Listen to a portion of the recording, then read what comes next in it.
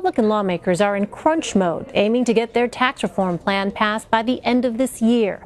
But the Joint Committee on Taxation says the plan, which has been billed as a break for the middle class, would raise taxes for 13.8 million households earning less than $200,000 per year in 2019.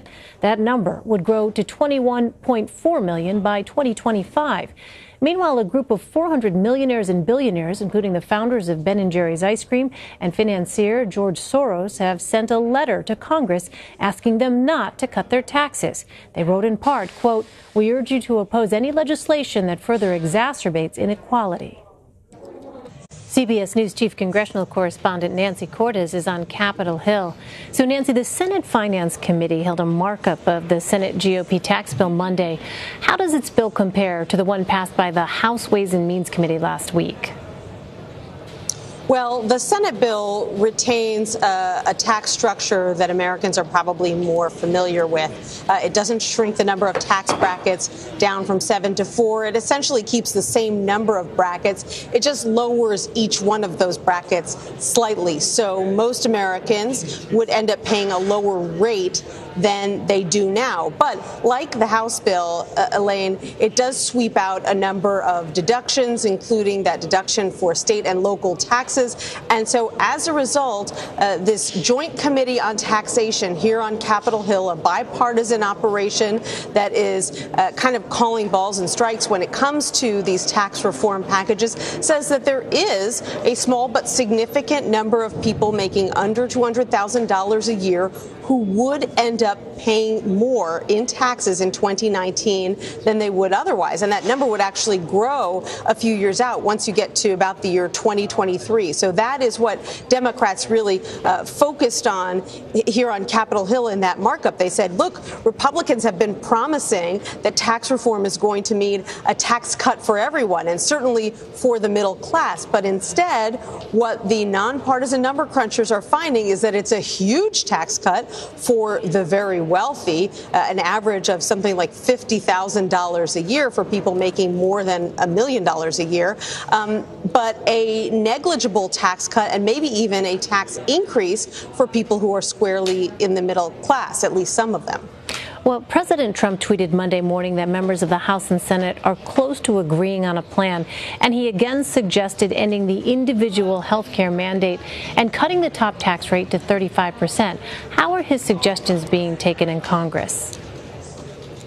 You know, there are a number of Republicans who would love nothing more than to get rid of the individual mandate. But by and large, Republicans believe that not only would inserting the health care debate into a tax reform debate simply complicate the politics, but they think it's bad optics as well. Look, if you're already being attacked for putting in place big tax cuts for the wealthy at the expense of the middle class, then if you go ahead and eliminate the individual mandate and its accompanying subsidies for low-income people to buy insurance so that you can give the top earners in this country more of a tax cut than these tax plans do already, then you're going to have an even bigger political problem on your hands. So I wouldn't say that that idea is completely dead, Elaine. It does keep resurfacing because it would give Republicans a good chunk of change to work with as they try to hit this this limit that they have in place of $1.5 trillion. They can only add that much money to the debt if they want to be able to move this bill through the Senate using reconciliation, i.e. only 50 votes. And so that is something that they need to be mindful of. They could really use that money, but it comes with political strings attached. Meanwhile, Treasury Secretary Steve Mnuchin and the president's daughter Ivanka were in New Jersey, a state with the highest property taxes in the nation. How is the Trump administration trying to quell fears about getting rid of state and local tax deductions? Well, this is a really thorny issue, and it's a bigger problem for the House, for them in the House, than it is in the Senate, because you have a lot of House Republicans who represent folks from districts in those states where they have high state and local taxes. States like California and New York and New Jersey, you don't have as many Republican senators from those states. So it is definitely a sticking point in the House. What the White House and Republican leaders have been trying to argue is that the cuts that they make to those deductions get made up elsewhere. For example, they're allowing people to deduct their property taxes up to $10,000. But based on the analyses that we've seen, it doesn't get people all of the way back to where they started in some cases. It's so hard to draw conclusions across the board, Elaine, but in some cases, it's not enough to get people back to where they started. And that's why you've begun to hear Republicans argue, look, it's impossible to craft a tax plan that enables everybody to get a tax cut. There are always going to be winners and losers.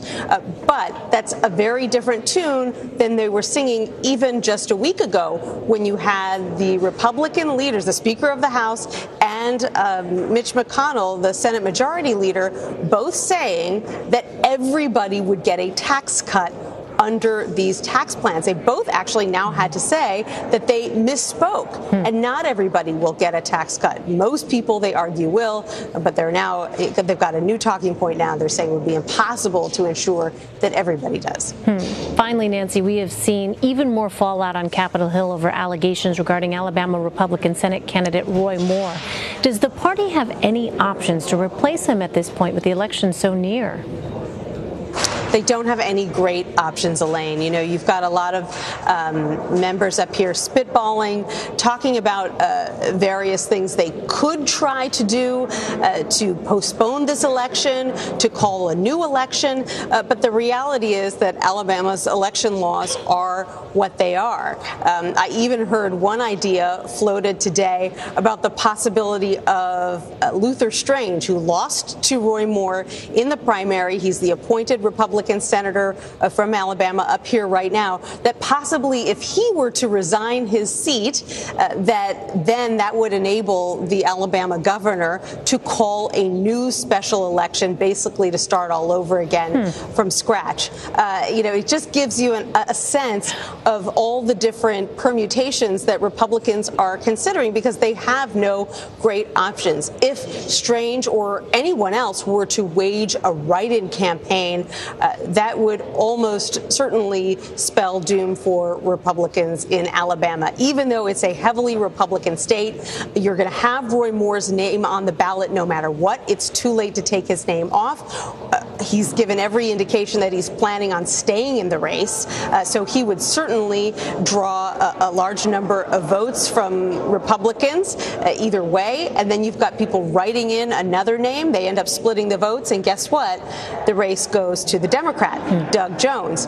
And so there's a lot of teeth gnashing up here, but not a lot of great consensus about what, if anything, the party can do about this situation. Difficult political calculus for the Republicans. All right, Nancy Cortez on Capitol Hill. Nancy, thank you.